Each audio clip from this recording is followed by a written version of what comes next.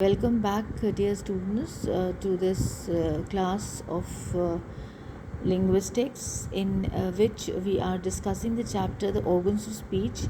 And I think in the last class, if you remember, we spoke about the vocal cords and the way they vibrate.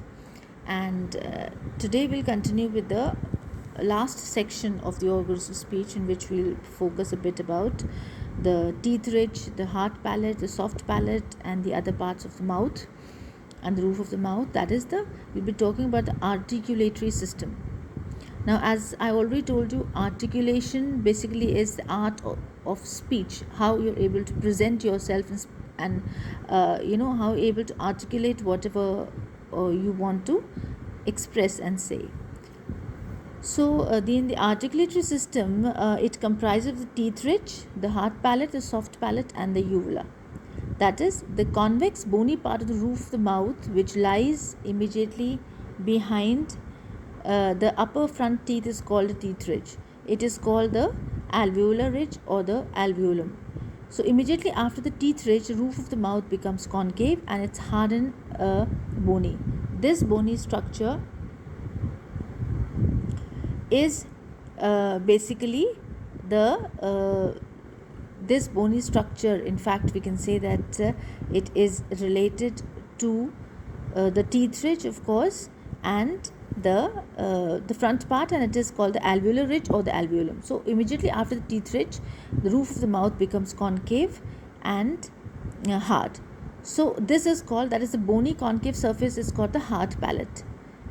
So the roof of the mouth then suddenly becomes soft and fleshy, and this is called the soft palate or the velum.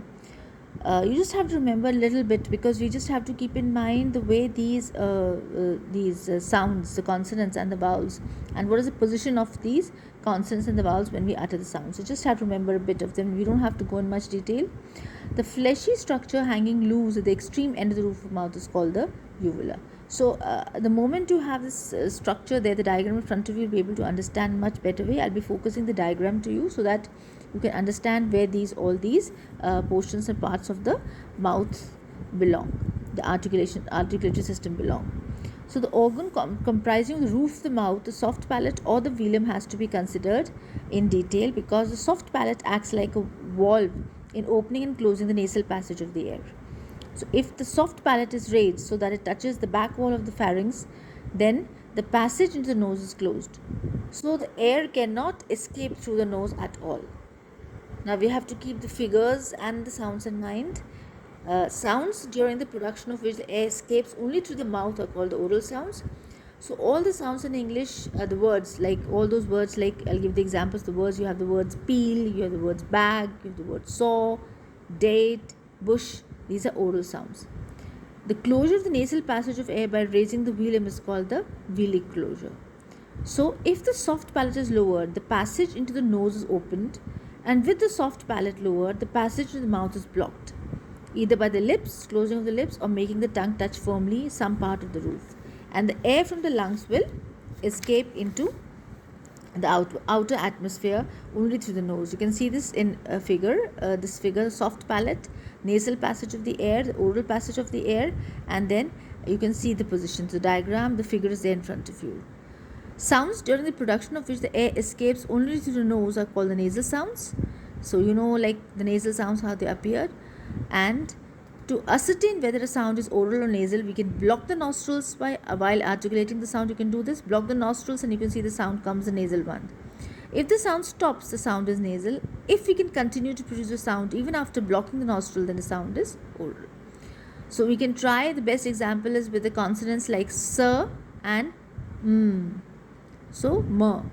So sir, s, and m. So these are the nasal ones. So there are certain sounds during the articulation in which the soft palate is lowered, thus opening the nasal passage of air, but the oral passage of air is not blocked, and thus both the oral and the nasal passages are open. So the air from the lungs will then escape simultaneously through the nose and the mouth, and such sounds are called the nasalized sound. This is very simple and clear. You can easily make it out what are oral sounds and what are nasal sounds, and you can see the figure is there in front of you. The last sound in French word bon, good, And the vowels in Hindi words aankh, I, and oont, camel are examples of nasalized sounds. You can utter these words. You can speak the words I, oont, camel, oont. Oont is a Hindi word, no matter. Bon in French means good. So these are nasalized sounds. Now, another part that comes here is in the organs of speech is tongue. Tongue plays a very important part in the organ of speech. I think it's a very important integral part when we utter any sound. So it can take up a very large number of different positions during the production of various sounds. For the sake of convenience, we divide the tongue into the tip, the blade, the front and the back, the roof of the tongue. So there are 4 parts the tongue has been divided: the tip of the tongue, the blade of the tongue, that is front part, then the front, the part of the tongue, the back, the roof of the tongue. So the extreme edge of the tongue is called the tip. Then after the tip is the blade, and it is the part of the tongue that lies opposite the teeth ridge when the speech organs are at rest. So beyond the blade is the front of the tongue, and it is that part of the tongue which lies opposite the hard palate when the speech organs are at rest. So beyond the front is the back of the tongue, which lies opposite the soft palate when the speech organs are at rest. So even beyond the back of the tongue is its root. So this is what the position of the tongue. You don't have to bother much about it, because you need to know that yes, what is the position of the tongue, and tongue of course is one of the major part of the organ of speech. And then we will continue in the next class with the lips and the other parts of the articulatory system. Thank you so much.